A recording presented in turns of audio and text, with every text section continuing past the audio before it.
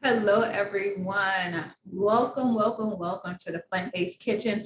I am the founder and restaurateur of VegBox Vegan Restaurant located in Baltimore, Maryland. I am your host, executive chef Roberta Lowe, and I welcome you to today's episode of the Plant-Based Kitchen, where we talk about all things plant-based, healing of the mind, body, and soul, and making sure that you are your best self. Okay. I love this podcast. Love for all of you all to subscribe. Okay, please subscribe to our channel. This is also being broadcast on our YouTube channel. So every Thursday, our new podcasts go up on Anchor. And then on Fridays, you get to see the video version of the podcast. So I'm always excited to share information and to have guests come on and talk about their journey. Utilizing plants, their journey, and making sure that their mind and their body and their soul is at optimum healing. Okay, so that's our whole purpose of this podcast. And I am always thrilled to come before you to give you this information and also share recipes with you as well. So make sure that you going over to our YouTube channel, the Plant-Based Kitchen, where so you can actually get vegan recipes as well. And also listen to or see these podcasts actually being broadcast in video form. Okay, on every Friday morning is when a new we release a new one. So today I'm going to talk about nightshade vegetables, right? Like, many of us don't actually know what they are and how they affect our bodies. Some might be experiencing some symptoms of what that nightshade vegetable can actually does to the body. Others don't experience these symptoms. And now, am I saying not to eat the nightshade vegetables? Absolutely not. Unless you're really experiencing some of the symptoms that I will be discussing today. So before we get started, let's go into housekeeping and actually hear a word from our sponsors.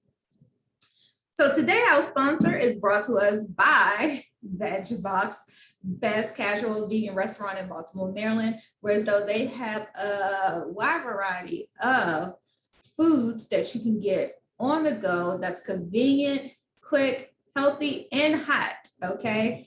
And top of all of that, they're super delicious. Like, oh my goodness, you should definitely try out the menu. They have grain bowls, okay? They have sliders, they have tacos, all their fries are actually cut and cooked in house, okay, which gives that extra element. They're not frozen at all. So just imagine having a good, warm, hot French fry to go along with your tacos and your sliders option, or getting some garlic fries actually just by themselves. You know, if you're in love with potatoes like we are, like I am, then you know that having a good French fry is definitely something that's delicious. Now, not only do they have those items, but they also have soups, salads, and they actually have a few desserts just to complete your meal for your lunch, dinner, or breakfast meals, okay? So you can definitely check them out on their website at VegBoxMD. That's V as in Victor, EGB as in box, OXMD.com, or you can actually call in your order at 410-849-4083. And that's who our sponsor is today, VegBox, fast casual vegan restaurant located in Baltimore, Maryland. So let's get into these here nightshade vegetables, right?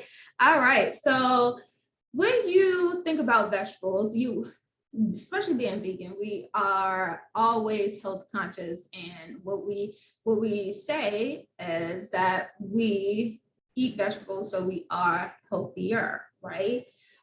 We don't have the processed foods. We don't have the actually saturated fats and things of that nature.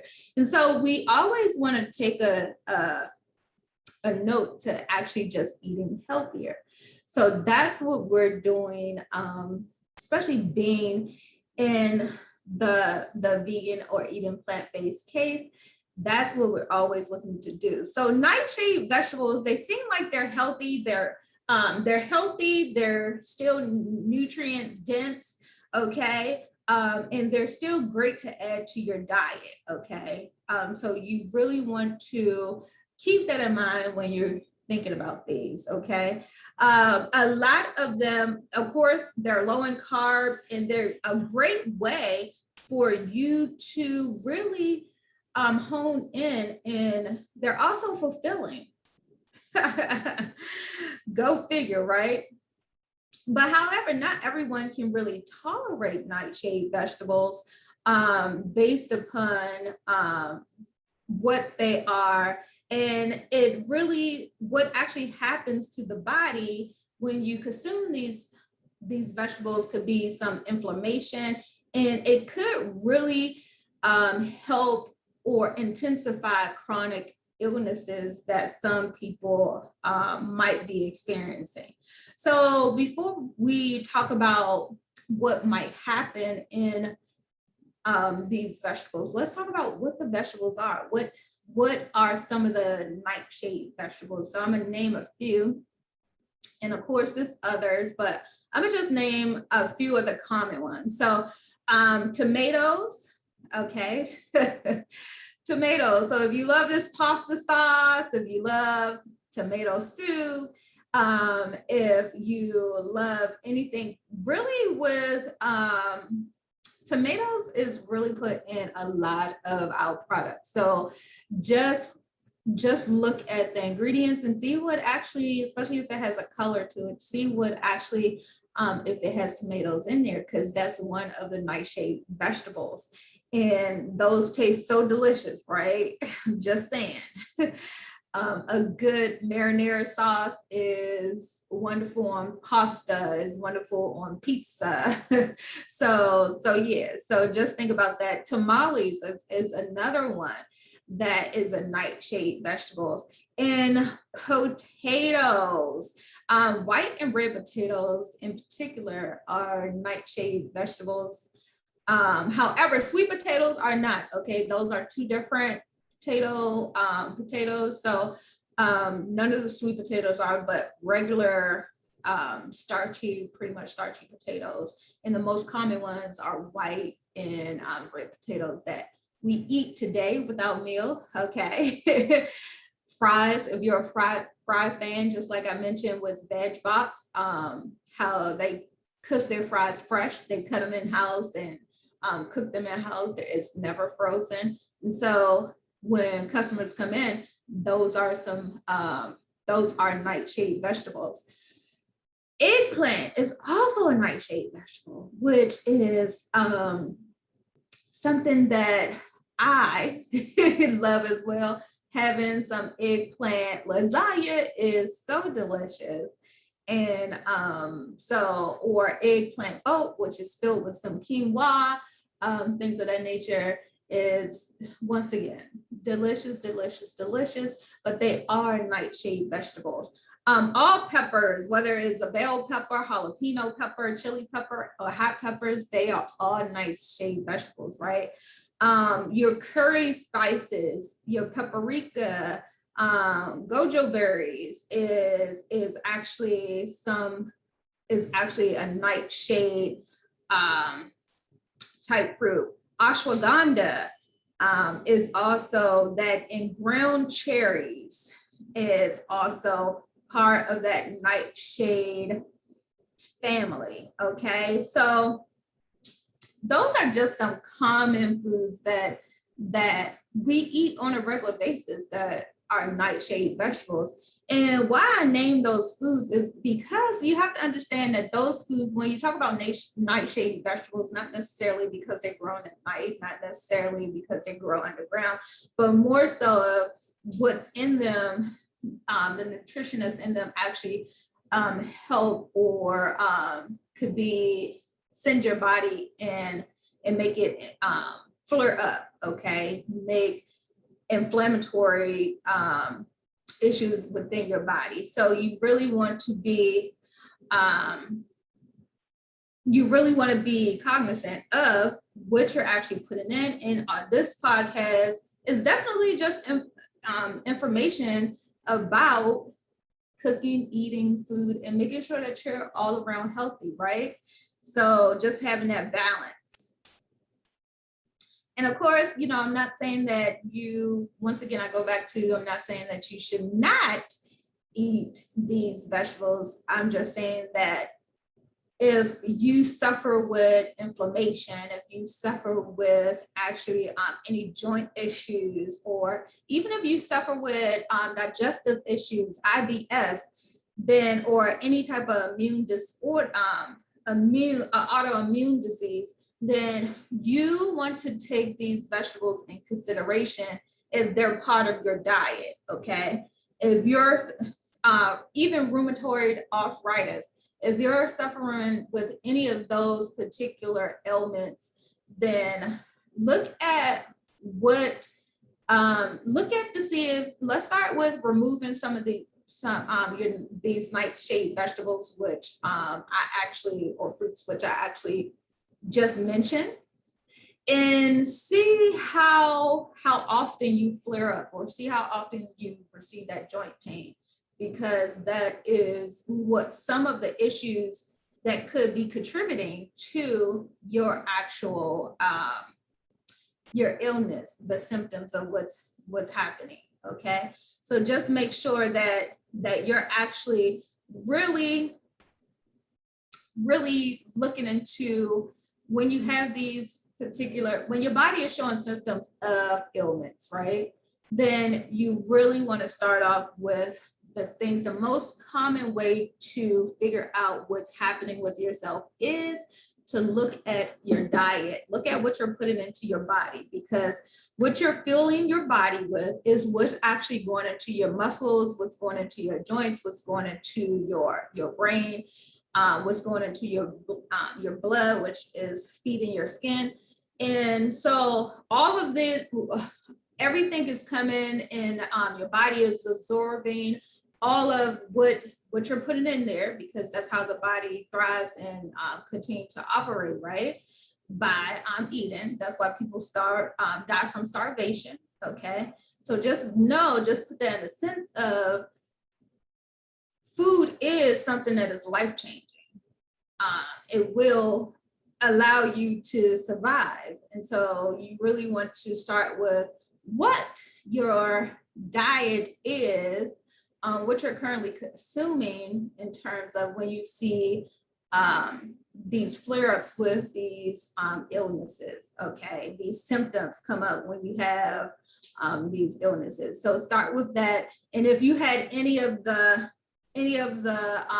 illnesses that I mentioned, with any joint issues, rheumatoid arthritis, digestive issues, you know, the IBS, or any autoimmune disease issues, then, like I said, start with these nightshade vegetables.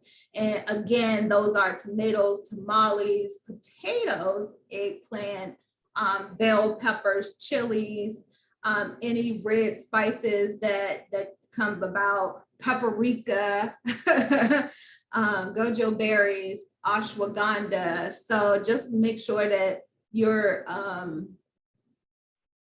alleviate those out of your diet, and then see how you feel once those are all taken out, okay?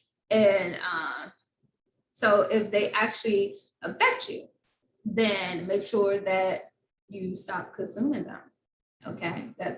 I know it's easier to say than actually do, but just know that it's other vegetables and fruits and other food items that you can, that your body would be satisfied with, you would sustain yourself on. You know, you don't need certain foods for you to live.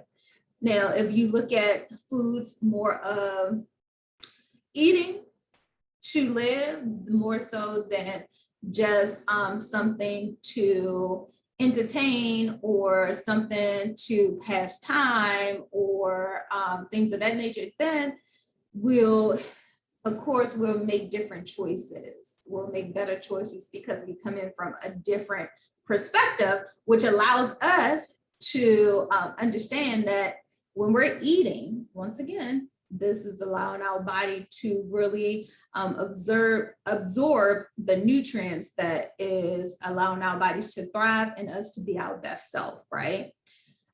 Just know that your plate can either aid in your healing, in your health, optimum health, or it can aid in what you actually not feeling so good, you cutting off your lifespan earlier than what you need.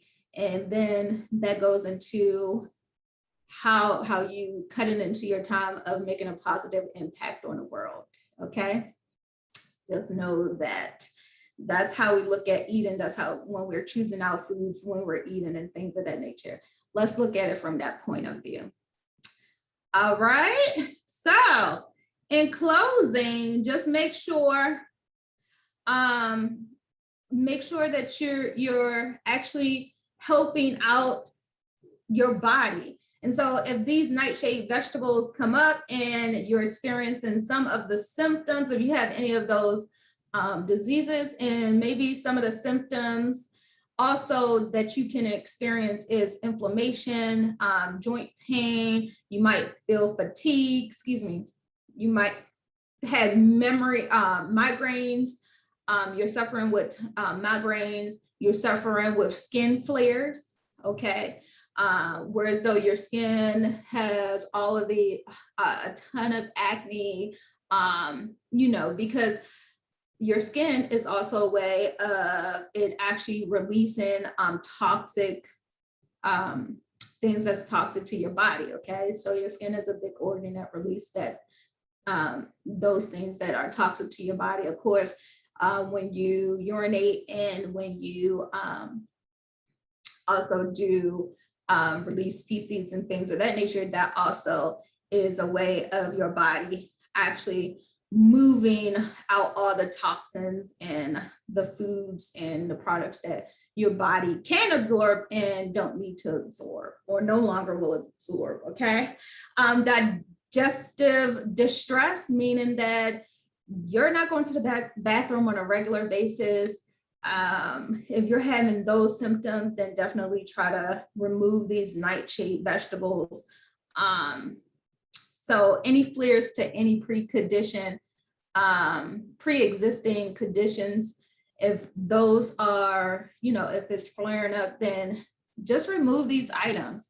And I would say remove them all at once and then reintroduce them to the body one at a time. That way you can really track to see, oh, it's this tomato that's giving me a flare up. Because you might have a flare up or you might have a high sensitivity to a tomato versus the eggplant, even though they're both in the nightshade vegetable family, and they, could cause inflammation and things of that nature, and digestive issues. Everybody's body makeup is different. And so digesting in these particular foods might, one might not be as severe as the other. So just if you can't live without eating your favorite pizza with the tomato sauce and things of that nature, just know that, and take them all out at once. Take them all out, give it about a week or so before you reintroduce, give it, any of these vegetables allowing your body to definitely move in a direction of clearing out whatever has been in your system from those vegetables, giving your body a new perspective, and then slowly, one at a time, introducing. That way you'll have a more, I'm all big on data, right? Collecting data on yourself. And so that when you reintroduce these vegetables one at a time, you're able to see what's actually happening and knowing what type of information or how your body reacts to each one. Okay. Like I said, doing it where as though not doing them back to back, but adding them one at a time. And then you're actually adding one, and then you stop for about a week. This will just be my suggestion. Understand, I'm not a medical profession. I'm not telling you what you should do. Always when you're making dietary decisions or life-changing decisions with your body and things of that nature, you want to consult a physician, someone that actually has your history, okay, your medical history, and understands your body better than individuals that, like myself, that are just speaking to you in general. Okay, this is just a general fact, general theory, but for someone, you introducing that one vegetable, then stopping all of that once you collect the data on that, clearing your body out, and then introducing the next one, see how your body reacts for that, and then slowly going into doing multiple ones. Okay, so yes, that's all for today's episode of our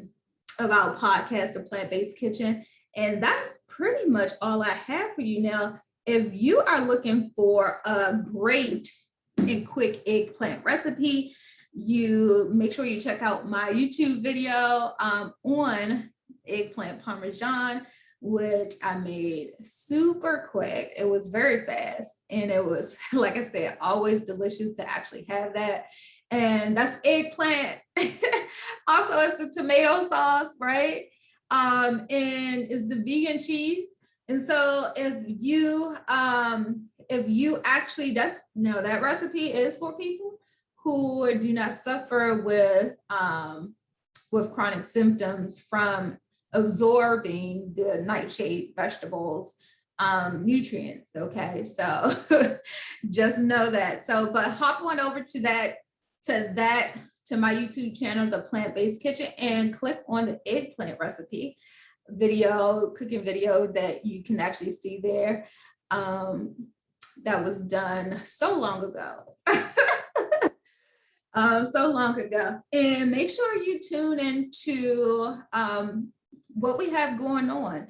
VegBox is currently raising funds for investors, and we would love for you to be in an info class to learn more about how you can actually become an investor with a salary of $10,000, $24,000, $50,000, $100,000, $200,000. It doesn't matter what your income is. You can definitely become an investor into a fast-growing industry at the start of it. That way you can benefit from it when, as it moves forward and start to grow, and also really allow the reach out there to reach more people to help bring these healthy meals to everyone that is looking for them. So if you like this video, if you like this podcast, make sure you subscribe, make sure you pass along to your friends and your family, and make sure that this way you'll get hit the notification button to make sure that you get all of the information, especially, when a video is uploaded and released, or a podcast is uploaded and released for our each week. All right. This is Chef Roberta, entrepreneur, restaurateur, author, and the founder of the Plant-Based Kitchen podcast and YouTube channel. And I will see you all in the next episode. Bye.